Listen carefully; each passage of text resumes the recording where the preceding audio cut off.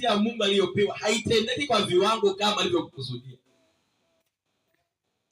Lakini katika kuomba kwake Zekaria anasema Bwana akanionyesha maono, nikamuona kuhani. Bwana Yesu asifiwe. Nikaona malaika amesimama karibu naye, mkono wa kushoto malaika. Halafu mkono wake wa kulia alikuwa amesimama nani? Shetani. Lazima ujue kwa nini shetani alisema mkono wa kulia na malaika alisema mkono wa kushoto. Bwana Yesu asifiwe. Maana yake mamlaka ya kuhani alichukuliwa. Alikuwa hana uwezo wa kuamua, alikuwa hana uwezo wa mamlaka. Mkono wa kuume ndio mkono wenye mamlaka. Ndio wanasema Yesu ameketi mkono wa kuume wa Mungu Baba. Kwenye mamlaka, amepewa mamlaka, yani ana mamlaka mbinguni na duniani. Kwa hiyo hata Yoshua pamoja na ukuhani wake mkuu alivuliwa mamlaka, alikuwa hana uwezo, alikuwa hana utukufu, alikuwa hana nguvu kutenda huduma yake ionekane kwamba ni yake Mungu. Watu wakimuona wanamuona kama muhuni tu. Wanamuona kama muhuni tu. Hapa na zika poza. Unaenda mtumishi jamani. Kumbe adui ameshamfunikiza huduma yake. Adui ameshamvika vazi lingine kabisa, kamvika mavazi machafu. Bwana Yesu asifiwe. Amen. Angalia mstari wa 3 anasemaje? Tusome wote mstari wa 3 anasemaje? Wote kwa pamoja mnayoona vizuri. Huo mstari wa 3 kwa sauti. Kwa sauti, si ndio? Soma mstari wa 3 anasemaje? 1 2. Basi Yoshua alikuwa amevaa nguo chafu sana.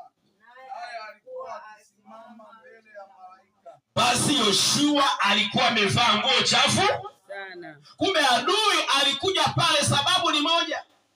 Anamwambia Bwana, huyu hawezi kutumika. Kwa sababu gani? Huyu amevaa vazi chafu sana. Ndio maana yeye alisimama mkono wa kuume, maana yake ameshika mamlaka yote. Bwana Yesu asifiwe. Kwa hiyo kuna watu ambao wanasikia Yesu ametupa mamlaka tukanyage nyoka na nge, lakini wakienda kukanyaga zikanyagiki. Wakienda kuponya hayaponyeki. Wakienda kufungua vifunguki. Wanajiuliza kwani shida ni nini? Angalia vizuri, yamkini amesimama mkono wa kuume nani? Shetani. Bwana Yesu asifiwe. Na sababu iliyomfanya simame pale si nyingine. Ni nini?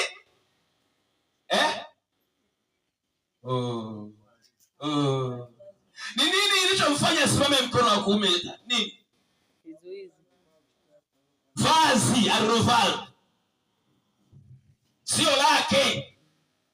Amevikwa tabia sio yake. Amevikwa hasira sio zake. Huyu mtu ana kiburi sio chake. Huyu mtu ana wivu sio wake. Huyu mtu ana hasira sio yake. Huyu mtu ni msengenyaji sio yake. Tabia hiyo kavikwa na Lucifer, na kwa sababu hiyo hawezi kukemea, hawezi kusimama shindana na adui yake. Hana hiyo mamlaka, anavuliwa kwa sababu hana uwezo tena wa kutenda kazi. Ndio maana kuna wakati unakuwa jasiri, kuna wakati unajikuta hata ujasiri umekuishia. Watu wale ujasiri kuishia. Biblia inasema mioyo yetu isipotuhukumu tuna ujasiri mbele za Mungu. Manake hata moyo, nafsi yako inasema niko vizuri kwa Bwana. Wewe ndio unajikuta unasema hakuna la kunishinda, hakuna awezaye kupambana na mimi, kwa maana niko pamoja na Bwana.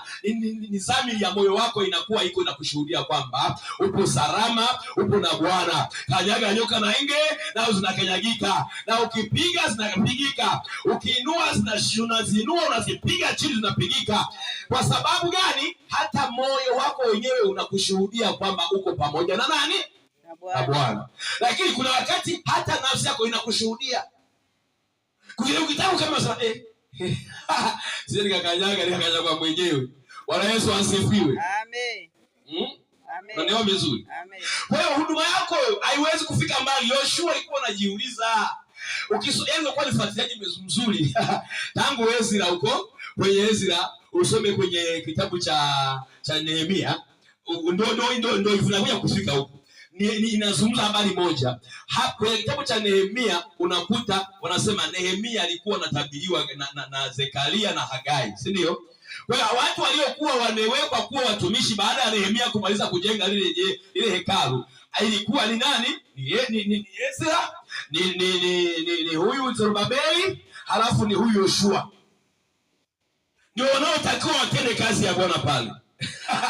Ndipo nani Yesu anasema, niliposimama ili tuanze kutenda kazi ya Bwana, wakanijia watu wakaniambia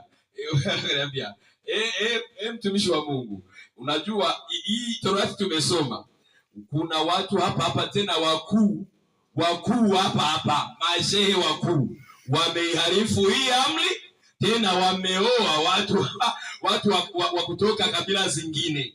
Nasome Ezra utakuta hizo habari. Ezra akasema, nikalarua mavazi yangu, si ndio? Nikaketi kwa msha. Kwa nini? Mbegu takatifu imejichanganya na mbegu chafu. Akasema kumbe hata na hawa wale wasimama nao hapa na wenyewe kumbe wamejitia unajisi. Akasema alikuwa akitajwa nani? Yoshua.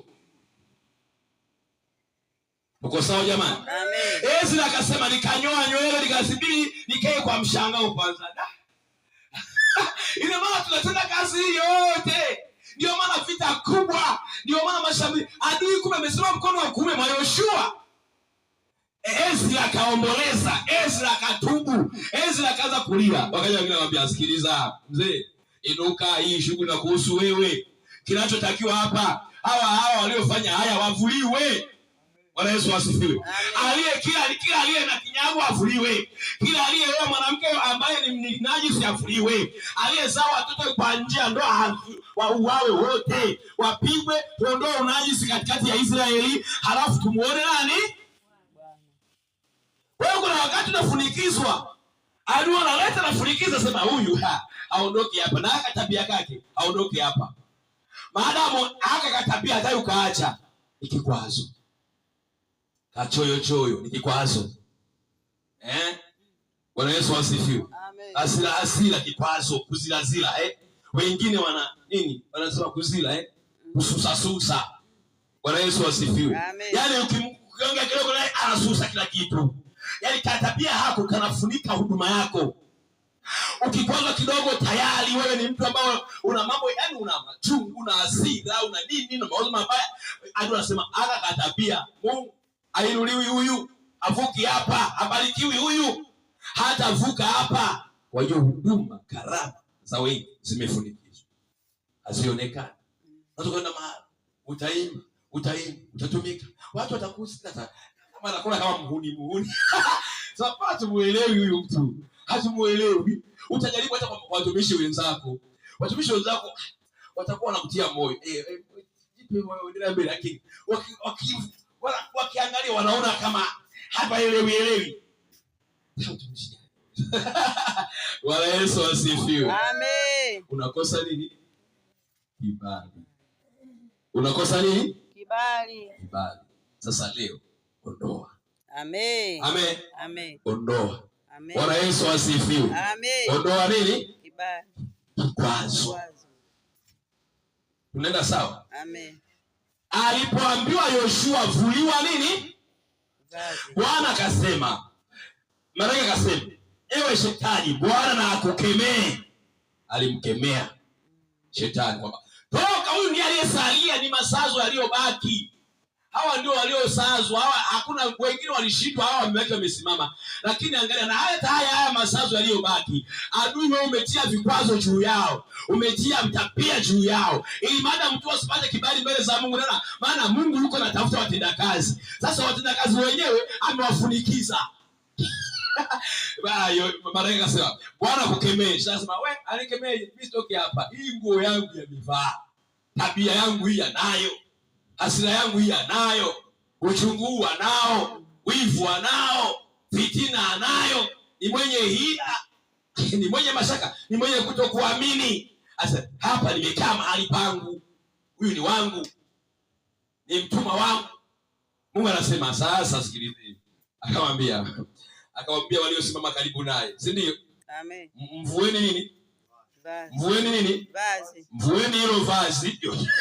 Yoshua kwani asije kwenda kutoa sadaka, kufanya uvumba madhabahuni. Mtoe kwanza hilo vazi. Akamtoa lile vazi. Akamwambia sasa piga kilemba cha peo ya wokovu. Bwana Yesu asifiwe. Amen. Akamwambia mpige na nguo nzuri. Wakamvika na mavazi mazuri yenye thamani. Yesu wakamvika mavazi mazuri yenye thamani. Bwana Yesu asifiwe. Amen. Ndipo malaika akamwambia, ewe Yoshua, Bwana asema, tangu sasa enenda katika njia safi, uzishike amri zake, uyatende mapenzi yake, ndipo pate kibali. Amen. Bwana Yesu asifiwe. Amen. Haleluya. Sasa mimi ningetamani sana wewe uanze kukasirika moyoni, kwa sababu wewe unapenda kukasirikia watu. Sasa leo kasirikia yako.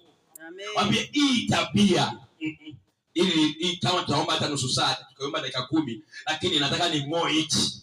Nataka ning'oe hichi. Wewe sasa yani siku zote unanifurikiza hapa. Umenivika viatu sio vyangu, umenivika mavazi sio yangu, umenivisa katika tabia sio zangu. Kila kitu kwangu ni bandia. Sasa nataka nivivue.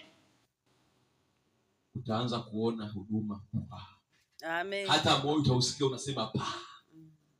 Yaani kama umefunguka vile. Unasema ina maana siku zote nilikuwa natembea na naona niko mtumishi wa Mungu.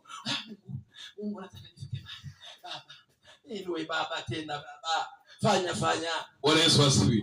Na watumishi wengine, baba muinue, tie nguvu, uwezeshe. Nasema tatizo sio mimi. Tatizo sio mimi. Angalia upande wake wa kuume, amesimama nani? Bwana Yesu asifiwe. Amen. Maana yake Yoshua alikuwa hata hawezi kumkemea shetani, hawezi. Ukikupa mtu hapo muombee ni mapepo, unaweza? Unasikia hiyo nguvu ya kutoa pepo? Unaisikia hiyo nguvu ya kupiga nguvu za giza? Unaisikia nani ipo? Ama panapita hofu? Bwana Yesu asifiwe. Amen. Haleluya. Amen. Inapaswa utembee kama jasiri, ambaye adui ametoka mkono wako wa kuume, yuko mkono wako wa kushoto, unaweza kumtwanga. Bwana Yesu asifiwe. Unaenda sema sasa leo kesho naamka asubuhi nasema yani